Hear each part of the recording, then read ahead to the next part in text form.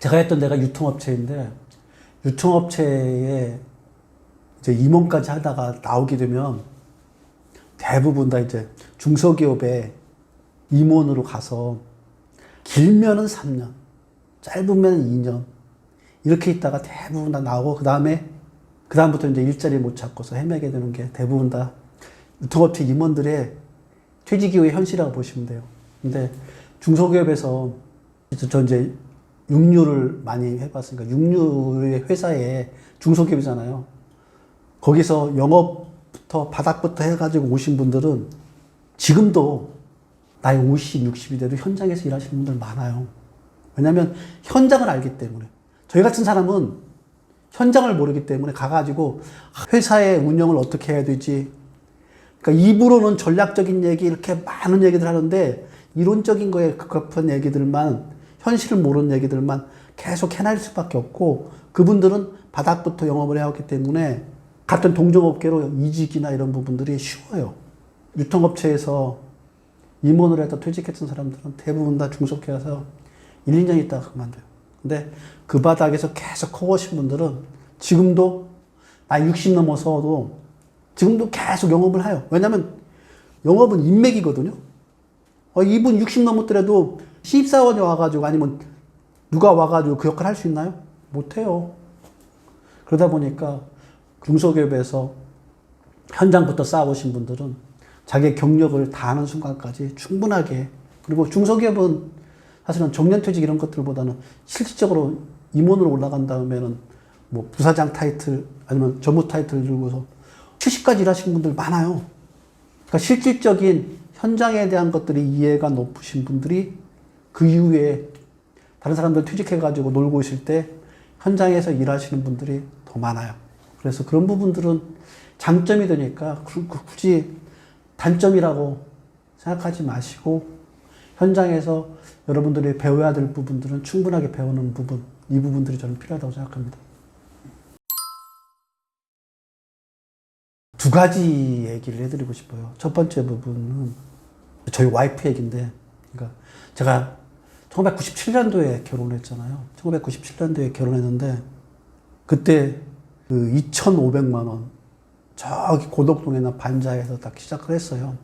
근데 그때 다니던 회사가 또 공교롭게 부도가 나가지고 월급도 제대로 못 받는 시절이에요. 그러니까 와이프는 배가 이만큼 계속 불러오지. 월급은 70%밖에 못 받으니까 100만 원이 안 되는 월급을 가지고 1997년도 그때 살아간단 말이에요. 그러니까 와이프가 얼마나 힘들었겠어요. 근데 와이프가 그때 위대한 선택을 하나 한 게 있어요. 뭐냐면 와이프가 저한테 이런 얘기를 하더라고요. 어차피 현실은 아마 힘들 것 같다. 1년 되건 2년 되건 3년 되건 어차피 힘든 걸 견디면서 우리는 한 가지만 하자.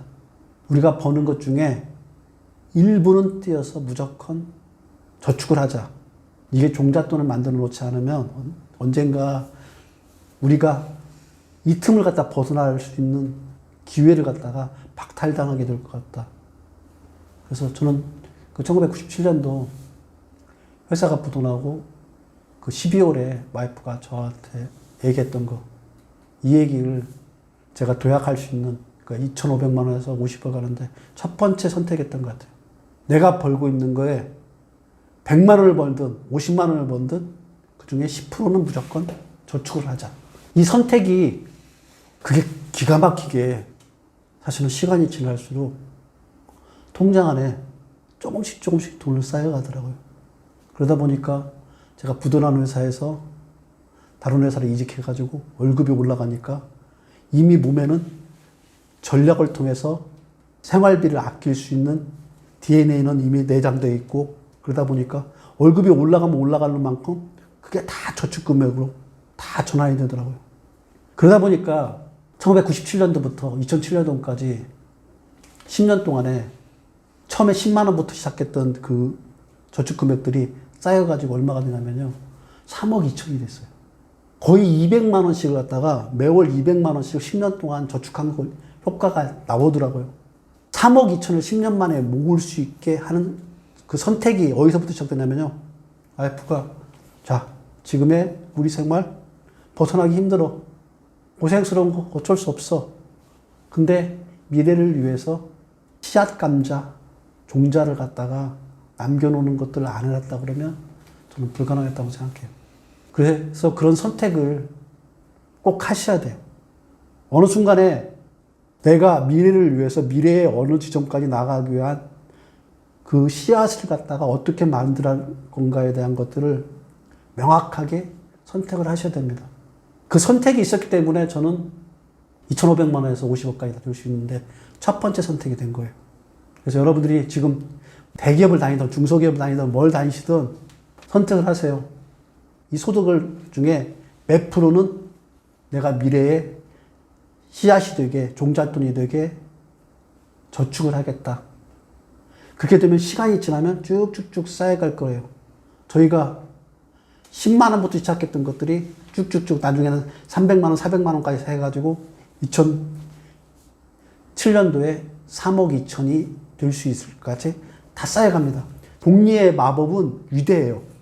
그래서 그러한 선택을 하느냐 안 하느냐가 여러분들 인생의 갈림길의 또 하나의 선택들입니다. 그래서 여러분이 나이가 몇 살이 됐던 이 순간에 내가 미래의 씨앗을 어떻게 만들 건가에 대한 선택을 하시는 게 가장 중요한 부분 첫 번째고요. 두 번째 부분은 뭐냐면요. 2007년도에 와이프가 집을 사자고 하더라고요. 아파트를. 저는 월급 받기 때문에 이제는 생활적으로 안정돼가지고 월급 받는데 굳이 또 대출까지 보태가지고 아파트란 집을 살 필요가 있느냐 생각했는데 와이프가 집을 무조건 사자고 하더라고요. 특히 그때는 또 내가 그래도 직장이 좋은 직장이기 때문에 대출 받는 부분들이 너무 수월했기 때문에 그래서 그렇게 해서 집을 사자. 그래서 두 번째 선택, 집을 샀던 부분. 저는 이걸 갖다가 불변의 자산. 지금의 뭐 어떤 게 불변의 자산일지는 여러분들이 아마 경제 공부나 부자 공부를 하다 보면 아마 볼 수 있을 것 같아요. 근데 2007년도에는 와이프가 제가 봤던 거는 부동산, 특히 아파트가 불변의 자산이라고 생각했어요. 그래서 불변의 자산에 그때부터는 투자한 거예요. 그러니까 소득을, 현금이잖아요. 소득이란 현금이 들어오는 걸 갖다가 자산화 시킨 거예요. 그러니까 부자들을 대부분 다 보면은 특히 대한민국의 부자들은 거의 70%에 80%가 부동산 자산으로 갖다가 가지고 있는 사람들이 부자로 다 전환되어 있어요. 이게 뭐 미래에도 같은 법칙이 통용되느냐? 그건 아닐 거예요. 근데 그때 당시부터 지금까지는 통용되는 법칙이었어요. 그게 불변의 자산이 무엇인가를 알고 현금 자산을 불변의 자산으로 전환하는 작업들을 했던 부분들. 그 선택이 있었기 때문에 결국은 그것이 현재 2,500만 원에서 50억으로 진행되는데 결정적인 역할을 했습니다. 첫 번째 선택. 자기가 벌고 있는 소득의 일부는 무조건 띄어서 굶어주는 날이 있더라도 띄어서 종잣돈을 만들어 놨던 선택. 두 번째 선택. 그 종잣돈을 만들어 가지고 쌓아왔던 그 종잣돈을 불변하는 자산에 집어넣었던 거. 이게 저는 2,500만 원을 50억으로 만드는 가장 현명한 방법이었던 것 같아요. 특히 누구에게? 월급쟁이에게. 월급쟁이가 뭐냐요? 고정적으로 월급을 받잖아요. 고정적으로 월급을 받으면 이 월급 받은 걸 갖다가 쓰고 안 쓰고는 자기한테 달려있는 거예요. 그래서 모건 하우젤이라는 유명한 기자가 저널리스트인데 이 저널리스트가 돈의 심리학에서 했던 얘기가 있어요. 여러분들이 부자가 되고 안 되고를 갖다가 돈에 대한 공부를 할 것이 아니라 여러분이 가지고 있는 욕망이 무엇인가를 갖다가 아는 것들이 여러분들이 부자로 갈 수 있는 출발점이다. 이런 얘기를 했습니다. 다행스럽게 와이프하고 제가 왜 현명했다는 표현보다는 그 순간에 그런 선택을 할 수 있는 힘이 뭐였을까 이렇게 놓고 보면 그건 아마 행운 같은 거였던 것 같아요. 번뜩이는 행운 같은 거죠. 아, 이렇게 안 하면 여기서 벗어나지 못할 것 같은 그런 생각이 떠올랐고 그 생각을 실행했던 거. 이것 덕분인 것 같아요. 뭐 그 이후에 나머지 부분들 여러 가지들이 있겠지만 저는 두 번의 도약할 수 있는 기회. 첫 번째 부분은 1997년도에 내가 벌고 있는 소득의 일부를 저축하겠다는 생각을 한 거. 그리고 2007년도에 이걸 갖다 불변한 자산에 투자를 해야 되겠구나 하는 부분도 이 두 가지의 선택이 지금의 길로 나를 인도해 준 것 같아요.